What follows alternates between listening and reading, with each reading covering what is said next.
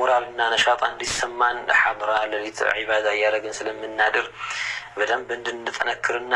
ለይሉን ሐይ ለማድረግ ነው ከተባለ ትልልቆቹ እንዴት ነበረ ይቀሙት የነበረው ጫት እነሱን ቁድዋ አድርጓቸው በዚህ ጉዳይ ተከተሏቸው ስሙን ብቻ ይቀሙ ነበር ተብሎ እኛ አንድ ዙር ባለብቻችን መቃም አይደለም እንደዛ ሳይሆን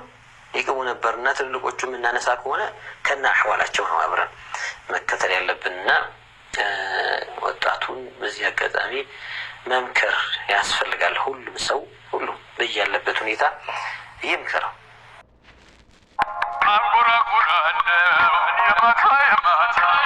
يا رسول الله